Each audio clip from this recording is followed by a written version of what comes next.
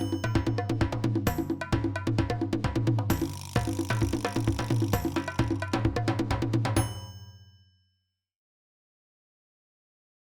à tous, on est au plateau télé de la Biennale Experimenta à Grenoble avec Laurine et Léna, deux lycéennes en seconde du lycée André Argouges à Grenoble. Et donc avec nous, nous avons comme invité Philippe Velas-Boas, qui est un artiste plasticien. Bonjour. Bonjour. Est-ce que vous pouvez vous présenter ? Alors oui, comme vous l'avez dit, je suis artiste plasticien et je m'intéresse dans ma pratique à ce qu'on fait de la technique en général, la technologie numérique en particulier, puisque c'est un peu notre dernier jouet. Et au-delà de la technique et des usages, je m'intéresse à ce que ça implique en termes de comportement, Interaction. Comment ? D'interaction peut-être ? Oui, l'interaction, c'est-à-dire comment finalement on vit à travers des écrans à distance, comment l'économie aussi se transforme à travers ces nouveaux outils et finalement qu'est-ce que ça modifie dans notre vie, dans notre construction aussi, dans la manière dont on apprend et voilà. Okay. Est-ce que vous pouvez nous parler un petit peu de votre votre parcours de vie pour en être arrivé là? En fait, moi j'ai commencé, disons que mon activité artistique elle a jamais vraiment comment dirais-je, disons qu'elle a commencé avec la pratique de l'écriture et de la poésie quand j'étais adolescent. Ouais. Pour moi c'était vraiment une façon à la fois de me relier aux autres et d'avoir mon petit jardin secret où je pouvais jouer avec les mots, en inventer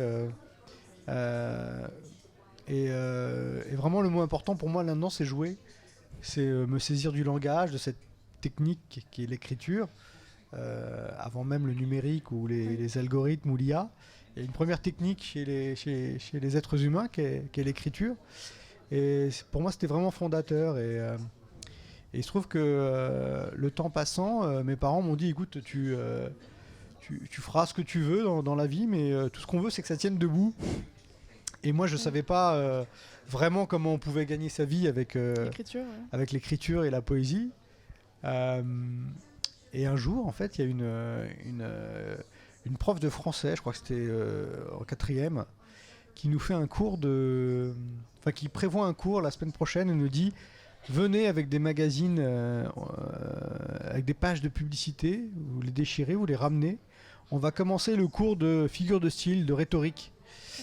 Et c'était génial parce que c'était à la fois un cours de français, de rhétorique et un cours de critique média. Oui.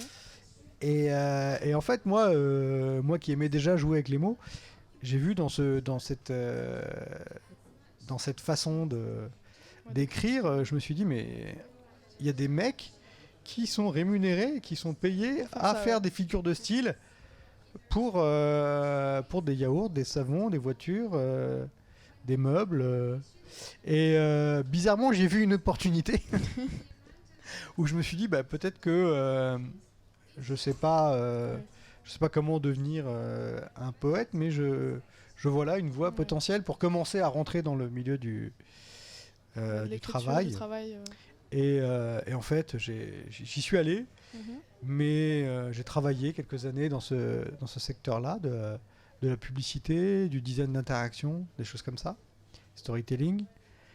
Mais dès le départ, en fait, j'ai senti que c'était pas exactement ma voie.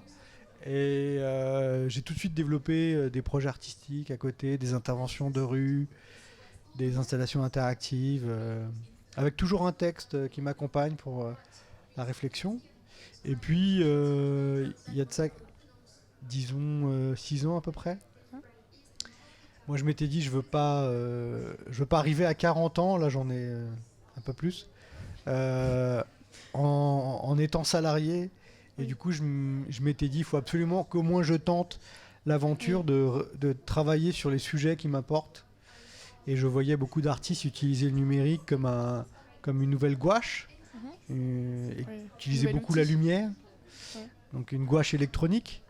Et je trouvais ça intéressant, mais pas à la hauteur de ce qu'on est en train de vivre aujourd'hui avec le numérique, avec ce qu'on évoquait au début, c'est-à-dire l'automatisation, la transformation de la société, de l'économie, les entreprises qui deviennent des mastodontes au niveau global, l'exploitation des données personnelles comme un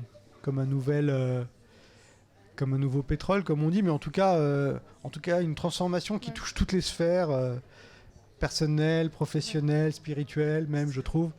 Et moi, c'est ça que je voulais aborder, que je voulais creuser. Ok, très bien. Est-ce que vous pouvez nous montrer un peu quels sont vos projets que vous avez exposés ici, du coup, au Salon Experimenta? Alors, je peux vous en parler. Ouais. Je ne sais pas si on les voit à l'image, mais il y a 3 projets. À la base, je viens pour un projet qui s'intitule La Ligne Rouge et que je présente ici sous la forme d'un prototype. J'ai travaillé avec 2 chercheurs de l'Université d'Evry, Ossine Yacoubi et Guillaume Mutzler, qui est pas loin derrière, qui sont respectivement roboticiens et informaticiens. Mm-hmm. Et j'ai eu besoin de ces deux compétences en particulier parce que je cherchais à matérialiser le comportement d'un algorithme. On est tous les jours en contact avec des milliers d'algorithmes en ligne, mais on se rend pas compte, c'est totalement invisible. Et je me suis dit, il faut absolument donner corps au comportement d'une entité de ce type et confronter nos corps à nous à cet arbitraire automatisé. Et du coup, on travaille à mettre en place, on va dire, une sorte de labyrinthe mouvant qui donc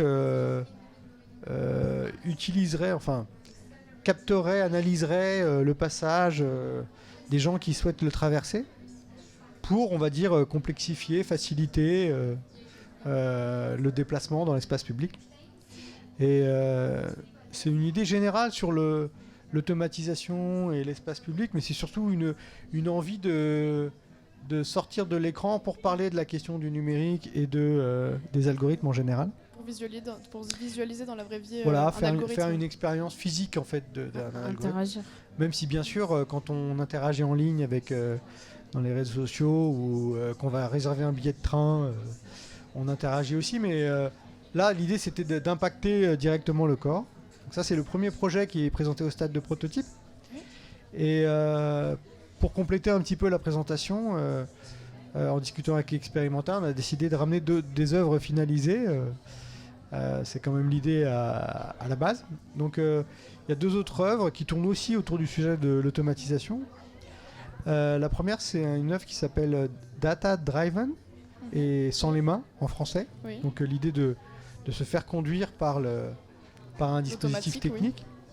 Oui. Et la forme de cette installation, ce sont des volants qu'on voit tourner. On ne sait pas trop comment tout ça est animé. Il y a un écran et une carte où on voit des petites voitures qui se déplacent. Et il y a une borne qui est là pour l'interaction. C'est un projet en fait qui est sur la délégation de la conduite en général. Et la conduite bien sûr comme sujet de mobilité, mais la conduite comme sujet, disons, de comportement général des hommes. Et en fait, je voulais profiter du sujet de la voiture autonome qui pour moi renfermait quelque chose d'autrement symbolique dans l'idée de passer, dans l'idée que l'homme se dise je suis en capacité aujourd'hui de littéralement passer le volant à la machine. Oui, il y a un truc que je trouve un peu foufou et peut-être trop d'ailleurs dingue. Ouais. Et je me sers du coup de ces volants qui deviendraient dans la perspective de l'histoire qu'on nous raconte des objets techniques obsolètes. Je les expose ici comme des reliques du siècle dernier. Oui. Pour mettre en scène ce service de voiture autonome dont je vous parlais. Donc on peut commander une voiture autonome qui arrive là dans le parking et qui part d'ici et donc les volants agissent comme les volants comme l'aurait fait le fait en temps réel la voiture autonome fictive. Oui. Mobilisée. Donc c'est une réflexion sur la place, sur la quantité de délégations, de fonctions mécaniques et cognitives qu'on est en train de mettre en place aujourd'hui, pour qu'on se mette un peu dans cette position en retrait, un peu qui est plus dans le contrôle, qui est plus dans le maintien du volant, qui est la position du passager, qui je trouve est assez symbolique de la place qu'on nous dicte. J'insiste parce que on est dans une société qui tend à nous déposséder du contrôle pour simplement nous mettre en position de non plus citoyen mais uniquement de consommateur de services et de biens. Et en ça, je trouve que ça décrit bien la société de la paresse dans laquelle on vit. Voilà. Je terminais juste sur ce point.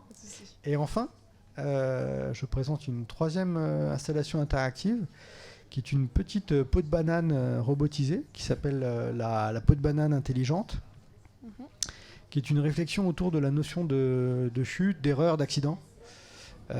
Justement, les systèmes automatisés sont des projets où on essaye d'éradiquer le bug, l'erreur. Et à contrario, sur la même ligne, nous les êtres humains, on apprend à marcher en tombant.